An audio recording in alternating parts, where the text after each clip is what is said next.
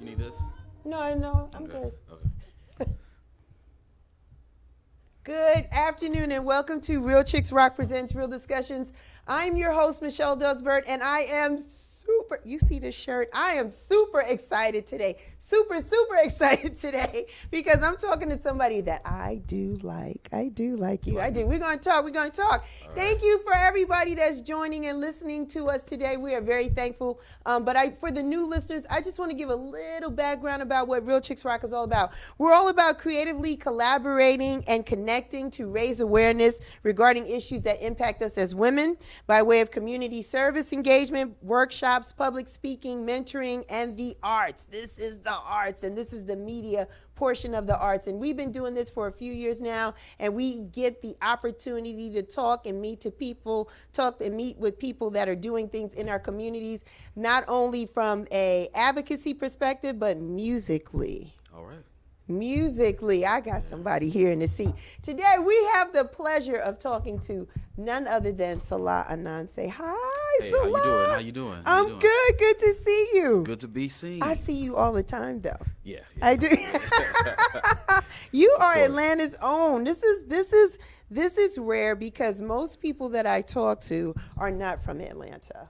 That's true. And you are. So let me touch you. Stick out your hand. There we go. Let me There we get go. you. This is rare commodity and stuff right here. So how does it feel? Talk to me a little bit. Atlanta, it's a transplant city. I'm the children of transplant. So of course, and I also call Atlanta on the West Coast they have Phoenix for white people, and then on the East Coast we have Atlanta for black people.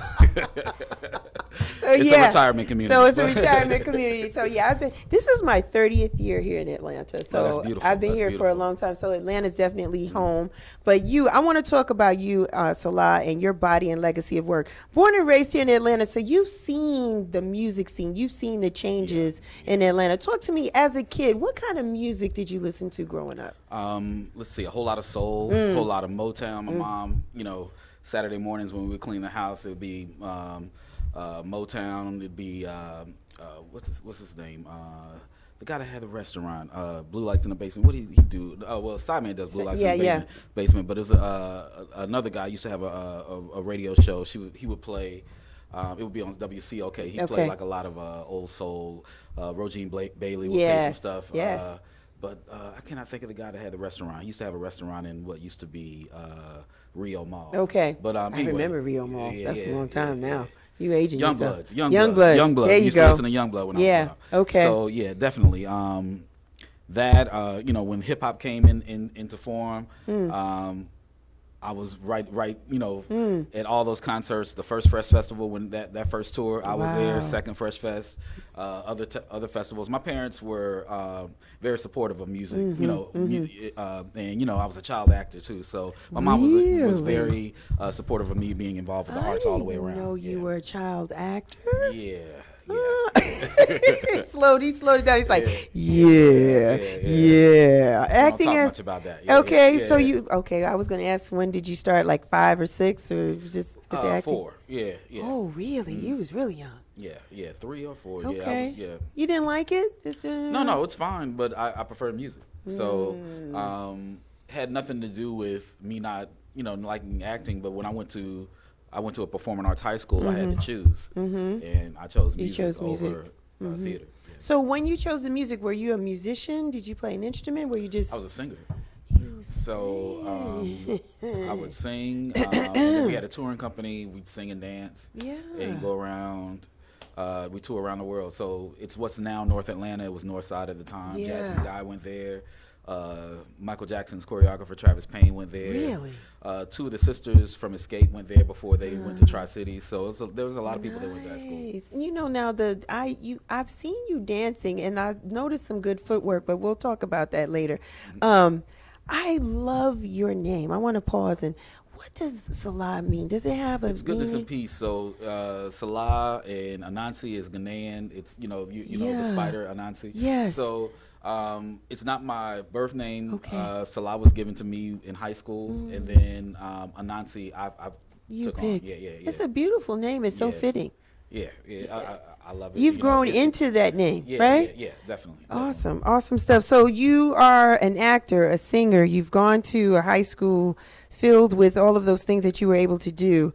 Then it takes us to Morehouse. You're a Morehouse man, are you not, sir? Yes. So how were the Morehouse years for you? Class music? of 95. All right, bro. He got shouts out to the Morehouse man. So how was it for you musically at Morehouse? Did you really get the bug? I wasn't really a participant in the school activities as far as singing. I mean, I did like one talent show my freshman year. Okay. Because the scene, the actual music scene had blown up in Atlanta. So Atlanta's always been musical. You know, Cameo's lived here. We've had Brick, you know, a few other groups, you know, SOS Band. Yes. You know, so that's all Atlanta stuff. But then what really blew it up in the 90s was LA and Babyface moving here. Well, Bobby Brown moved here first, then LA and Babyface moved here. And Bobby set up his studio, and then LA and Babyface set up LaFace. They would go to different schools and pick out, you know, people to sign. Okay. And, so in my freshman year in college, I was, you know, practicing with Dallas Austin's group, Highland Place Mobsters, dancing and stuff. So we would just, you know, I would just hang out in that circle instead of, you know, trying to do the whole the music college thing. The college thing. So, but okay, so we're dancing. So when did the DJing come about? DJing came later in college. Okay. I had a group of friends that had a magazine called Red Clay Magazine. Okay. And they would do fundraiser parties.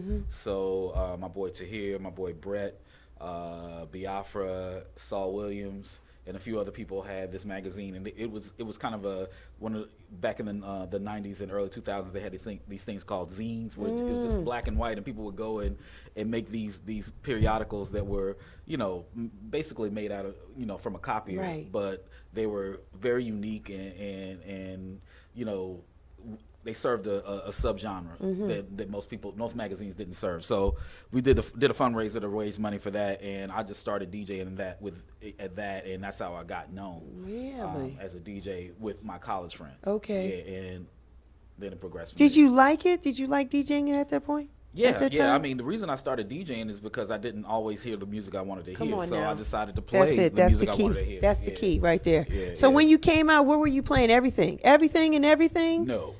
I played, you know, classic soul and rare groove. So shouts out to Carl Injex. You know, he used to be over at the first incarnation of MJQ, which was under the Ponce de Leon Hotel. He had a residency on Tuesdays, and I would go out there and play with him and another guy named Gnosis. So we would go out, and I would go out and bring my one crate of records and play. He said one crate. Yeah, the one crate. Playing the one crate of records. Always everybody on vinyl. Yeah, all vinyl. All vinyl. Yeah. And back then, when you went to a party, if you played all stuff that people knew, they'd be like, "Well, why am I here?" What? Come on, that's it. That's the magical formula. Yeah. So we try to out rare each other. You know what I'm saying? Like, right? You don't have this cut. You have that. And then, you know, just try to wow each other with the rare finds we find. You know, going in the dollar bins and just finding just crazy records. Yeah, and you know, and quite frankly, we're going to talk about today, but you do have that about you, that you do play things that we go, not playing that. Like, you do have that shock value. Well, that's to me, that's what you want a DJ for. You don't want a DJ just to regurgitate everything that you just listened to in the car on the way to the party. Right. You want a DJ to give you something new to take home, and that's the only way to set yourself apart right now. Everybody has access to the same records. You know, there's no record that nobody can get. You know what I'm saying? The medium might be different, but now that everything is on the internet, there's no record that nobody can get.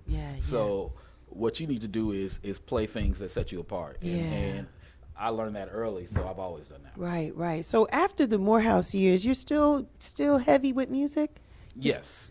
I mean, just to take it back, I started producing music in high school, so I was doing that before I was DJing. Really? I was writing. I had the whole computer set up with the keyboard and everything. I was making music in college. So, then I started DJing. So I've always been musical. So that was just the thing. So I've kept that up.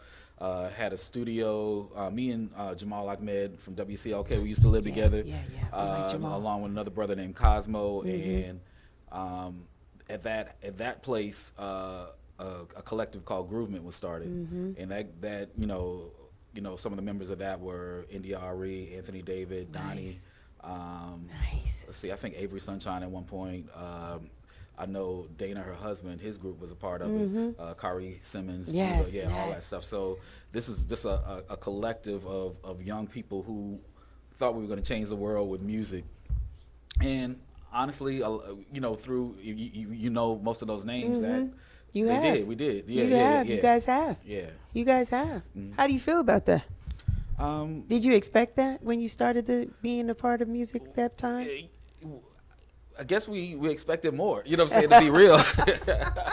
We were young, We were young, bright-eyed kids. We were like, we're going to change everything, It's not going to be playing R&B on V103. We're playing neo soul and stuff like that. He's going to change the world. It didn't happen, but, we definitely wanted just to change the landscape of what was available. Yeah. And, through other means, we couldn't. You know what I'm saying? Deregulation of airwaves, deregulation of the amount of radio stations corporations can own. So the consolidation of the radio industry, it's like you're hearing the same thing everywhere. Everywhere, it's whack. It's whack. Yeah.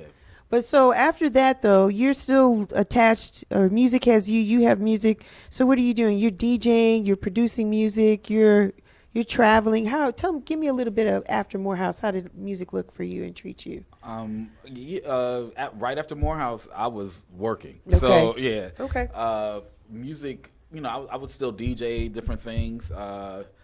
Ended up starting. I was working in television. Then I ended up starting a creative agency with Fahamu Peku, the artist, and we did that for a few years, and then we split, and I did some more creative and graphic design. So through that we worked with everybody from Big Oomp and D4L to Mary J. Blige, what I'm saying, along the way, and then I guess around 2004. A place called Shout opened in Atlanta, and they wanted me as a full-time DJ. So I just started. I stopped doing graphic design and all that stuff, and I just started DJing. And since 2004, I remember that. Yeah. Shout over there, Colony Square, was it over there? Yeah. So I haven't worked for anybody since 2001. Is that? Yeah. Yeah, congratulations. Yeah. You've been everywhere. Let me tell you a little bit about how I found you. Someone was telling me across state lines about this whole movement of underground house, like house music. I've been in Atlanta. November be 30 years. Wow. I'm a house head. I'm hip hop and house. So when I came to Atlanta, I was like, man, ain't nothing happening.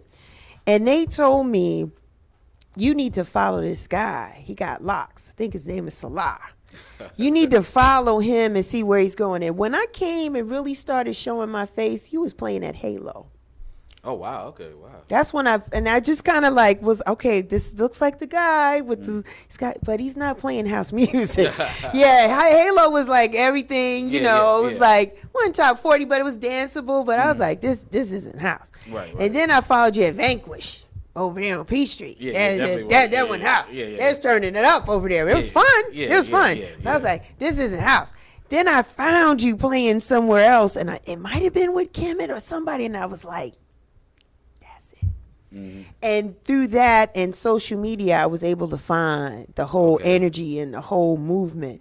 But I've always appreciated your style because you play differently. There's so many things that come out of you based on where you are, based on the audience. So you're not, nobody can box you. True. That's the good thing about you. Right. Nobody can really box you. You're able to play in different situations. I still follow you today. And not for nothing, I love wherever you are. So when you're at the W, I like you over there. I like you at Tom, Dick, and Hanks. I follow you everywhere. If you post it and I'm able to go, sorry, Christopher, I try to go.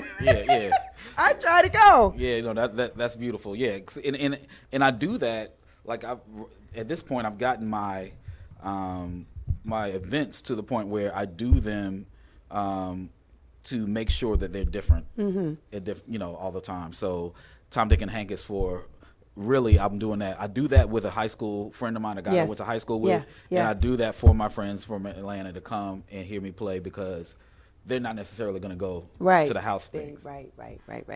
I do a cigar event for my people who just love to hang out and do cigars. They don't really want to dance. They just want to do that. And then, you know, I do W for the people who remember how Atlanta used to be with the lounges, and you talk about Halo, where you go and chill. You didn't have to pay to sit down. You didn't, you know, there was no bottles. You just did what you did, and you floated. Time. You had a beautiful atmosphere to do that. Yeah. So I miss that. And then you know, and then we do the you know, me and Kim and how we have come together. That's just a pure dance party. It sure is. Everything is played. Nothing is off limits, and we just go everywhere. And then you know, the other things we got when we're going to talk about the party. You got so much going on. So Salah, because you're here from Atlanta and you've seen it, you have good relationships with people because you've been able to see where they were and where they are now. You've collaborated with a lot of folks. I want to kind of bring it up to a little current where we are now.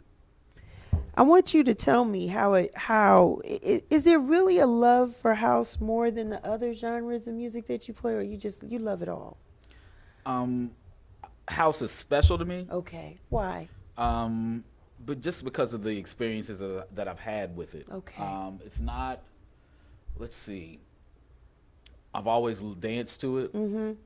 But then, you know, as a person who loved the acid jazz scene and playing all of that stuff, house was a natural progression. Gotcha. Because there was a point when technology, and it's always the case with Motown, there was a technology and opportunity at the same time that made that happen.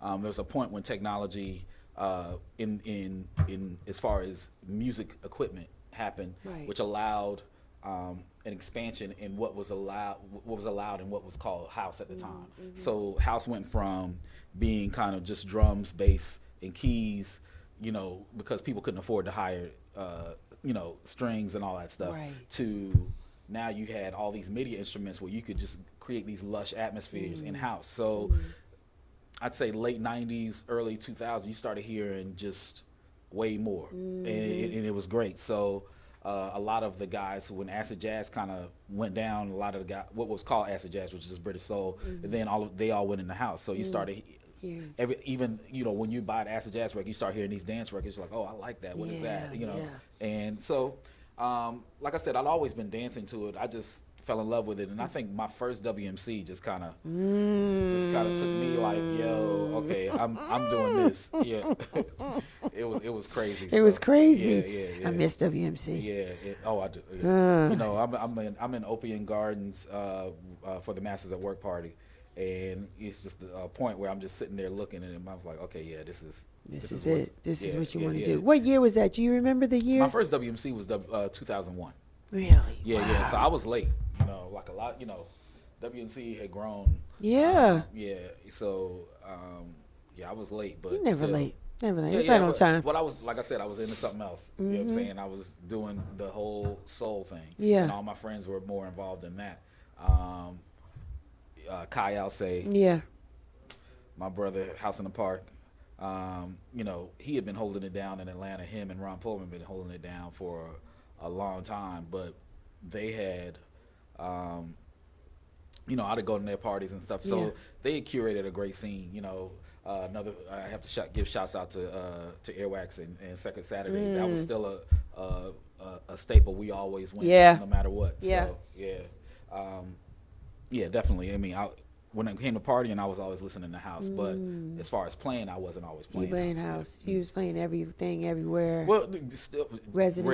Rare groove. Still rare groove, disco, old records. Like I was just trying to dig in the crates as much as I could. So I want to talk to you about this whole thing here. Now, a couple of weeks ago, I had one of your brothers here, Ramon Russell. Right? We talked about. Shouts out to Ramon. Shouts out to the man who's very busy right now. As we are getting closer and closer, he's counting the days to House in the Park number 15.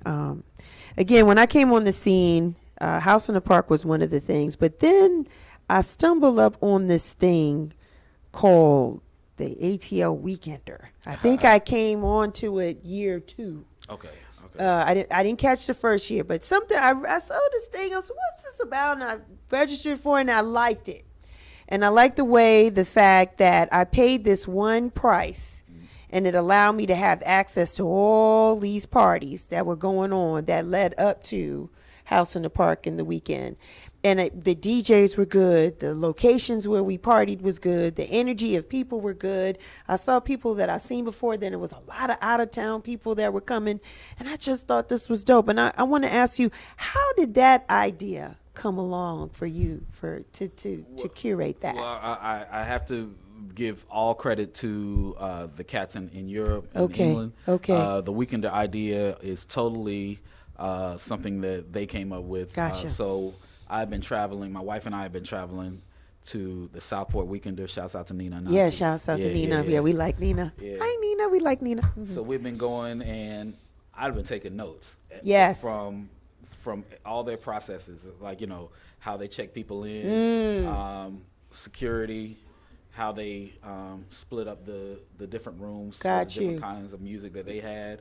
And I was like, okay, well, how can I apply this to Atlanta?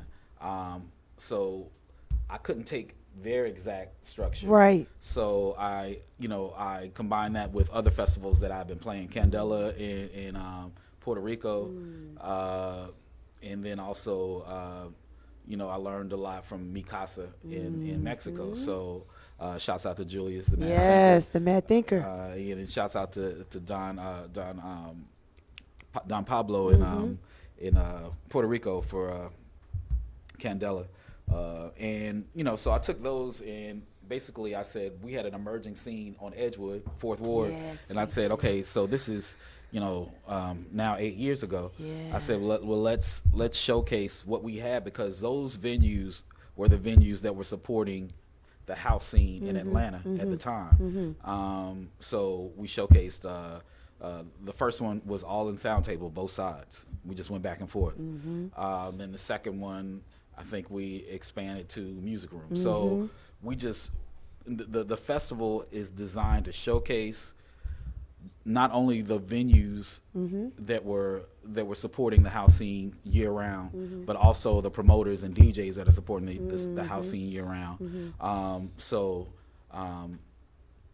we just want to make sure that we are supportive of those people, because those are the people that we want to showcase to the world. We had all these people coming from House in the Park. Right. Just an abundance of people, and we wanted to give them something to do. Gotcha. And the way to do that is to showcase the Atlanta scene and what we do year round to them on this special weekend. Yeah. Okay. Yeah, the table we can't. Interesting, because you're right. I think the whole thing is the way that the Weekender is curated is really something to be. We can't take it lightly. Like, it has to be acknowledged, the fact that it's done very, very well. The fact that we come in, we get a badge over our neck, a wristband, the whole thing, a program. We know exactly where to go, where not to go. And then it's just a selection of DJs that you pick. And I think you really make an effort to pick a lot of local guys, a lot of local females. When I say guys, I mean females as well. Guys and girls, ladies, to DJ in these different spaces. And over the years, we've seen it like grow, because there was one time it was like, well, there's a party over here, then there's one over here, then we're going over here, and man, you like turn the place out. And that's definitely, I mean, you feel like you have options. a lot of options, a lot of choices, and you feel like you're running. You know what I'm saying? Like, you're going from party to party, and you should feel like that. You should have an opportunity to just throw it all out on the line and just party hard for a whole weekend, and then come on Monday you can recover with us. We got the whole thing, right? Yeah, we got it covered. We got it covered, the whole thing. Yeah. So it's been good. So my fault. I thought this was number 10. This is number 8. This is number 8. Yeah. And it just gets better and better and better each year, right? Yes. We try to expand the offerings, give you a little bit more than the average party. Most of us who are involved in House in the Park, so it's all curated by myself, Ramon Russell from House in the Park, Kai Alce, and DJ Kimmett. Okay. So we, we travel throughout the year. So, whenever we throw an event, we just try to give you all a little bit more than what we did the last time, and just keep it interesting. Yeah, it's been very interesting. Yeah. For this to be number 8, I'm just, for those that are watching, I'm gonna turn around. I'm wearing. That's number 5. Come on, Yeah. I got number 5 on the back. Yeah, so this is what's going on. So you guys know, we've been doing this for a minute. Oh, let me do it again. There we go. Yeah, there we go. 5. Yeah. Yeah. So I got my shirts. I keep them. I collect them. So this has been good. So the fact of the matter is, the landscape of Atlanta continues to change. Right? Venues come and go. Exactly. And now we're in a space where some of the venues not in place like they were last year. Has it been a challenge for you every year It's to a try challenge. to? It is a challenge every year. Venues. That's just the nature of the game. Yes. A successful venue can close due to other circumstances. So, every year we have to change, and that's just the nature of the game. And our new partners this year, we partnered with Lyve last year for our day party, and we're partnering with them on some night parties this year. So I love that venue. They're the producers of the Imagine Festival, so it's huge. That they do that huge festival, but they're also supporting other festivals in Atlanta. So I shouts out to the staff and owners at Believe and Wish Lounge in Atlanta. And then also we're back with Sound Table. Music Room is involved again. We have a new venue, Crazy Atlanta, who is also taking events that are produced by Wild Pitch, which used to be pretty much the hub of house music in Atlanta, and RIP Wild Pitch, but Wild Pitch is still around producing events. So it's definitely they're definitely still part of what's going on. So like I said, we try to showcase the people who support this scene year round. So it is about taking this little bit of time, this one weekend, to support these people who have been supporting us throughout the year. Yeah. And we want to say thank you for that. That's what's up. I want to say thank you for that. Yeah. You know what I enjoy, Salah, and when you play, I love when you're at House in the Park. And what tickles me the most is when you play your own music. And the response. What typically happens is, it's not just a classic or something you've done. You will surprise us and maybe give us some new music that hasn't been released out yet. And you'll play it first for us there. And we go, and and it's all on the video. How does that feel for you to see thousands of people just losing their mind? Oh yeah, that's the drug. That's the high we keep chasing. You know what I'm saying? The first time you get it is nothing like it. You still chasing that high. Yeah, I love it. That's the payoff. That's the payoff. Just seeing us lose our mind when you play a track, and you try to be all like, general with it, like, yo, this is my job, this is what I do, I'm gonna hit them in the head with this, and then we just go.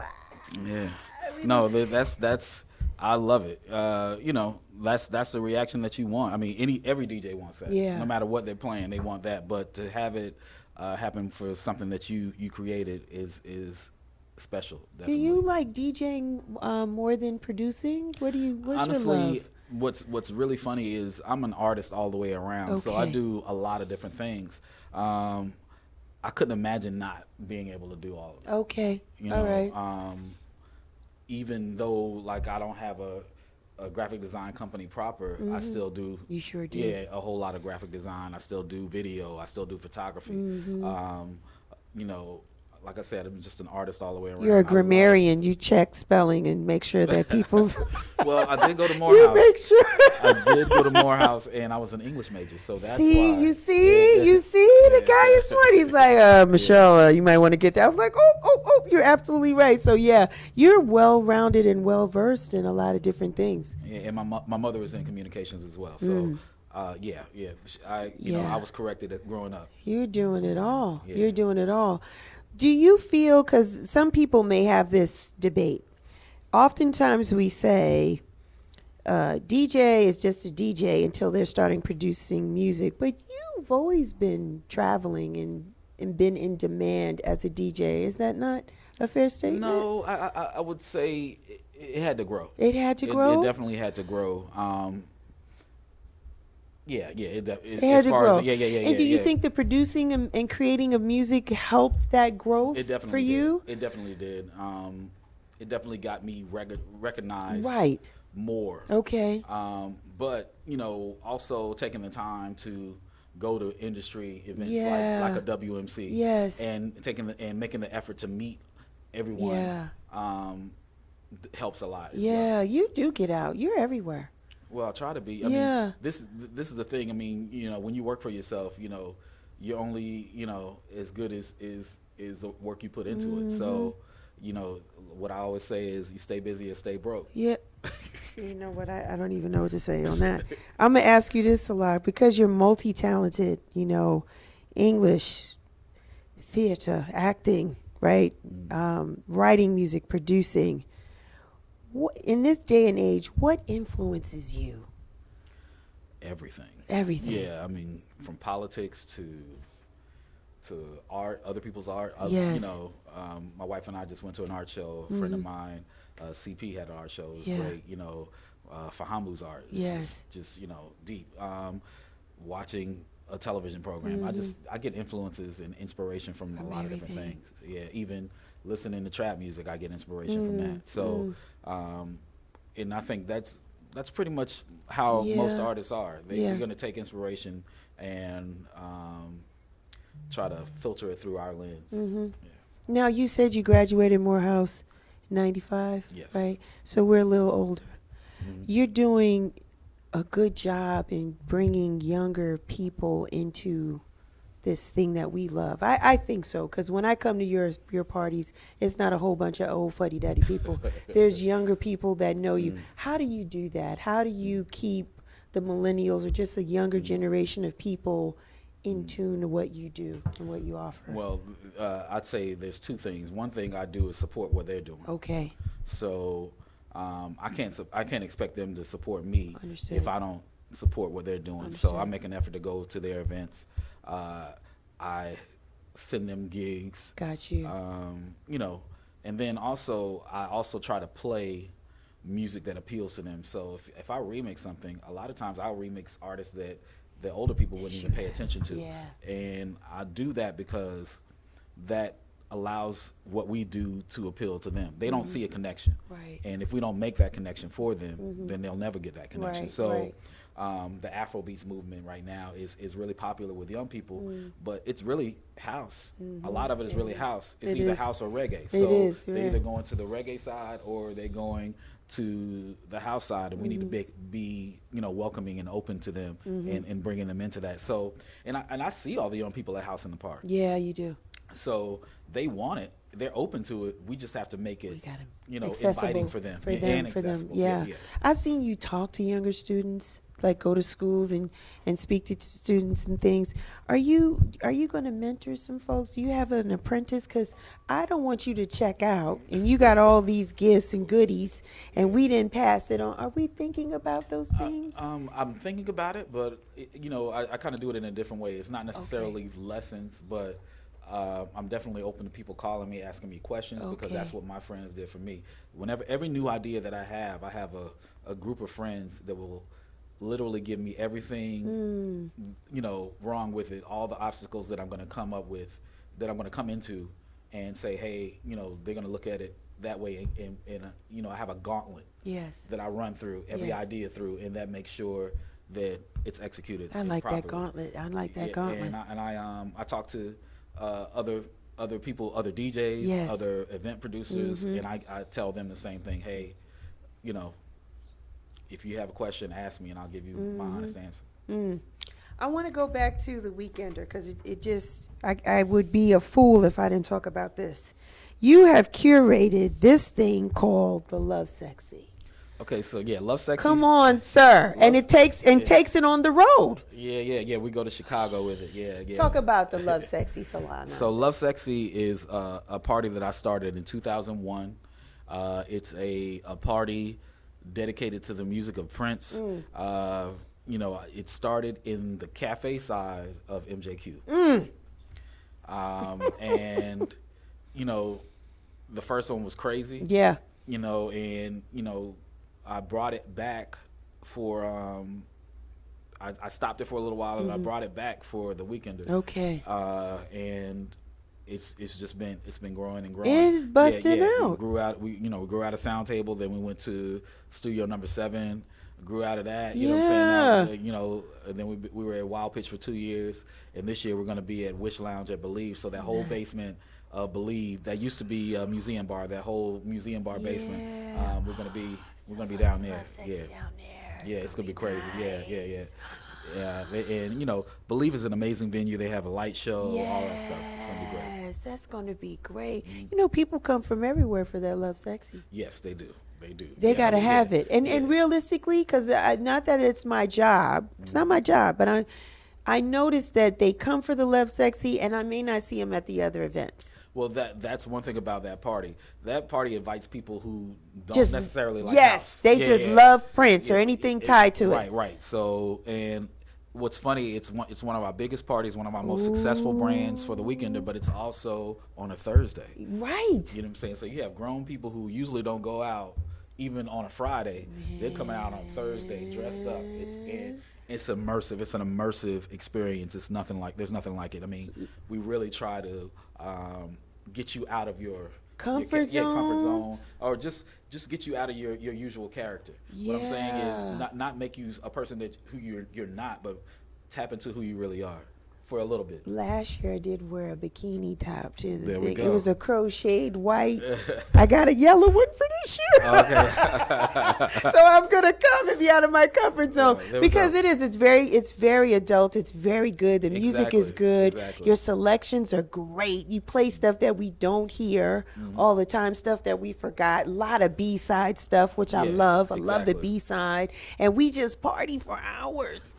Right, and it's ridiculous. It's a total release, and you just, like I said, you're immersed in Prince. It's Oh my beautiful. gosh. Yeah. Oh my gosh. And I'm a huge Prince fan. Yeah, huge Prince fan. So. Obviously. Yeah. So what was it like? So people was like, they see the videos, they see the pictures, and they were like, I want that in my city. Like Chicago was like, we want it here. Well, one of my best friends had been playing with me here, and so we decided to. When Prince died, we did a big party here. You took over the street, Salah. Don't be modest. Come on, it was a takeover. We shut down the street on Marietta Street. Yeah, Kim and I DJ'd, but he also did one in Chicago, and it was so successful that they decided to keep doing it. So Chicago does numbers like we do. Really? We do that in April, and we do the one here in August, and it's the same. It's similar numbers. Yeah. What's your friend's name? His name is DJ Question, of course it is. And we do it at Promontory in Chicago. Yes. So it's a big hit there, a big hit here that you do every year, and the numbers just keep growing and growing and growing and growing and growing. So it's going to be awesome. I think the space for this year is even bigger. It's going to be a little bigger than what we've had previously. Exactly. We were a little tight last year. We're going to have a bigger space. It was a little tight this year, and it was a little tight. Yeah, we're gonna. I was dancing in the door. I was dancing with Tia at the I was over there with her at the door. She was checking people in. I was over there. Yeah. It's like I said, it's an amazing party. It's an amazing thing. It's one of my favorites. What do you want to see the Weekender, the ATL Weekender? What do you want it to be? How big do you want this thing to grow? I want to see it grow as big as it can. If it doesn't grow, it doesn't last. And that's just the way things are. Okay. So, we want to keep it. We want to keep it rolling. Keep it rolling. That's the only way. I feel like these type of events are the only way to pass it down. Come on now. Yeah, this is definitely an opportunity to bring young people into the fold this weekend, House in the Park and the Weekender, the offerings that we have. So definitely, we want thousands and thousands of people. We have thousands and thousands of people at House in the Park. Yeah. We want thousands and thousands of people at Weekender events. We want, eventually it might be we might have it all on just one site. Yeah. Now, for you, because you're multi-talented, do you design all these shirts that we wearing? Yes. Come on, brother. Yes. Come on now. Show the people what you got on over there. Logo. Bro, Ham. Every year they're different and they look nice. Any surprises? We're going to get a different one this year? We get a different one every year. Every doggone year it's a different one. So, there's a new design, there's a classic design, and some other little new things I every year. had to straighten out my closet and start the Weekender column because I got a pile because every year it gets different. Yeah. And then you stun on the folks because you pull out ones that the old retro ones and let them know you've been back, you've been down since day one. You're not a newbie to this. Not a newbie to this. So we're excited. So we're just a couple of weeks away that we're gonna start kicking this thing off. And you know what? Do we need volunteers? What do you need from the people, Salah? Do we need to help in some kind of what do we need to do? What do you want from us? Let's see. We have some volunteers. There are some volunteer opportunities. There are some vendor opportunities as well. Okay. So yeah, definitely try to contact us. You can contact us. You can contact us at atlweekender.com. Spelled with one vowel, ATL Weekender, with no, ATLWKNDR.com. Yes. Or you can reach us at AtlantaWeekender.com. Right, It'll take you to the same place. Yeah. And then also, you can email us at info@atlantaweekender.com. Okay. All passes are sold out. That's what I saw. Yeah, yes. All the passes are sold out, but that doesn't mean you can't get into the party. We can still come. Yeah. Just the full weekend pass are sold out. We've this is the earliest we've sold out. Come on, man. I was on the first wave. Say I wasn't. I was. Yes. I was on the first tier. Yeah, that's what's up. It's tiers to this thing. It's tier 1 and a tier 2. I don't know about 3. But once I get mine, I ain't checking for nothing else. Look, I'm done. mean, we sold out. I hadn't even invited anybody on the Facebook. No. Yet. Just, come on, yo. I got a personal tap. Michelle, they're going on. Like I was like, oh, I got to get mine. It goes quick. But we have plenty of room at our venue, so yes. make sure you can pay at the door. Yes. The prices for each event range from $10 to $20. Okay. So, all right. Rightly so. But definitely. And I guess should I talk about the events? Yes. Come on. So we start out with Love Sexy. That's Thursday. Yes. Then on Friday we have Kai Alce doing Distinctive. He has Bread Dancer. Yes. That's going to be great at Sound Table. Yes. We also have DJ Kemet doing Kicking Up Dust. That's all vinyl, 7-inch vinyl. Ooh. He's rocking. That's going to be in Music Room. Yes. And then that night, late night, we're going to have a special little party after hours with Ron Trent. It's going to be great. You know what I'm saying? So we're doing a lot on Friday. Yes. We're having our check-in party on Friday as well. Yes. So y'all can come down to that. That's going to be in Moods, and then we're going to take it over to W Downtown for a little bit. But then also, Saturday we have a day party, the whole day. Day party. What time does the day party start? So that starts at 1. And then before that we're gonna have a little dance workshop with Mawu. That's gonna be at the Movement Lab. The day party is gonna be at Believe, indoor, outdoor. And then we're gonna have Saturday night we're gonna be down under Believe at Wish Lounge at Believe. So that basement again where we have Love Sexy.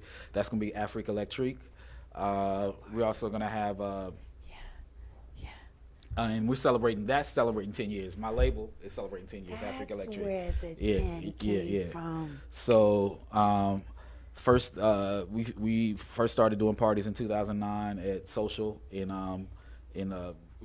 R&P Social, little small spot, but had so many people there, and then in Miami as well. Nice. So then also that night at Sound Table we have Ash Lauren and Stefan Ringer. They're doing Expressions. I like them. Those are the young kids doing it. We have Ryan Crossan at Music Room. Let's see what else Saturday. I guess that's it. That's it. Then we take a nap and go to the park early. Yeah, the park is Sunday is all House in the Park. Yes. House in the Park. Yeah, all roads. Yeah, so, all roads lead to House in the Park. This show will be pre-recorded. Yeah. We're not working that day. That's the first Sunday. I'm telling you, get your life. I will not be here live. I will not. But I won't leave you hanging. Right. I'll have House in the Park. I'll have Salah. I'll have Ramon. We'll have you. I'll keep you company. For those that are not coming out, those that don't live in Atlanta, that can't be with us in the park, we won't leave you high and dry. I'm going to run something. It just won't be live. No, just won't be live. I'm going to do my PSA announcement from the park as I always do, and then I'm off the grid. I'm so serious about this. Yeah, so we don't work here in Atlanta for that. That day is off. But then Monday, what do you give us, Salah? Well, let me give you House in the Park, the usual suspects, Ramon Russell, yours truly, Salah, Ananse, Yeah. DJ Kimmett, and Kai Alce. Of course. So, and then after that, the House on the Park after party, that's going to be in the basement. That's going to be in the basement in East Atlanta. That's going to be DJ Kimmett, Stan Zeff, and Mike Dunn from Chosen Few. So it's going to be crazy. That's going to be a great lineup. And then on Monday, we do a party called Recovery, where we have yoga, we have massages, just to let you recover from all that partying that you've been doing for the last 4 days. It helps. It is great. I mean, healthy food. We have healthy food out there. It's going to be great. Shouts out to Deep Just from Heal and Release, and shouts out to Teresa from Sunday Dinner ATL. It's going to be, it's going to be It's going to be nice. It's a nice week. 15 events. 15 events. 15 in total, yeah. And we start Thursday and we go to Monday. No plans on making it bigger, longer, right? Those days work for us, right? That's about as long as we can handle it. You know, I see a wife passing out like, no. My friend Nina would be like, I just can't. No, I can't. So, no, we have some festivals are a week long. Like Sunset Beat is a week long. Yeah. So we, I think this is good though. Yeah, this is perfect. This works. We don't. Americans, we're not used to partying like the English are. Those cats. Yeah. They literally take holiday to go do this. Yeah, I'm off. I took Friday off. I'd be crazy to think that I wasn't going to take off. I'm off Friday. And so you should take Friday off to go to Love Sexy. You know what I'm saying? If you're going to go to Love Sexy, you need that Friday. Listen here. I'm not going to nobody's job after Love Sexy on Thursday. Friday, I will, and I'm gonna be selective on this. Govern yourself accordingly. Registration happens on Friday at Moods Music. It's a lot going on. I'm going to use what Ramon said when he talked to me last year. Pack your patience. You're going to get your badge and your wrist and all that. Your wife is the management of that. She orchestrates that. She has a very good disposition.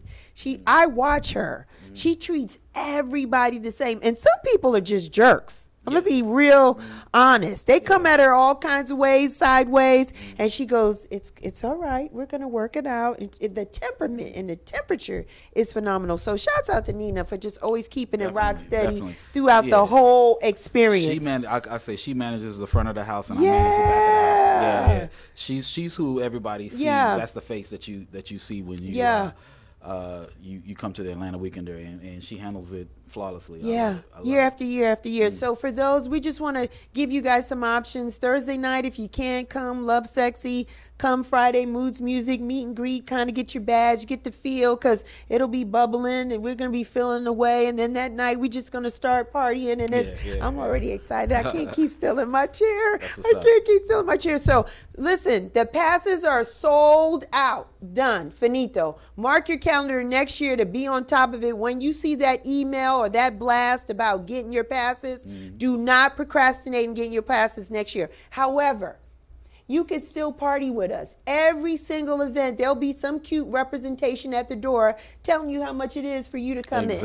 If you're not wearing your badge. And I'm telling you, wear your badge and your wrist thing all the time. That cuts down the drama. You just walk right in. Yeah, that's the best thing about the pass. I mean, you're in, and you don't have to, your price doesn't change if somebody's doing early bird or anything like that. You can just walk right in any time of the day of the night, unless we're at capacity, and that does happen. I do let people, we do hit capacity. So one last thing I want to say this: T-shirts. They can get these beautiful T-shirts at every event. Yes or no? Not at every event. Only at certain events. So they will be on sale at House in the Park. They will be available at the check-in party, and they will be available at the day party on Saturday. Okay. So govern yourself accordingly. How can people find you, Salah? How can people find you? If they want to find you partying, what are you doing? SalahAnanse.com, SalahAnanse.com. You can find me there. On social media, it's the same thing. Same thing. All the way around. And again, Atlanta Weekender, ATL Weekender. Got it. I appreciate you. .com. I appreciate you. Thank you for your time. Thank you for taking the time to talk to me. Yeah. I hope that your listeners are interested in what this is about, because we'd love to have them. Yeah. I wish you nothing but continued success in everything that you do. Same to you. I'm gonna be real close by, because I like what you do and I like what you're about. So there you go. Thank you.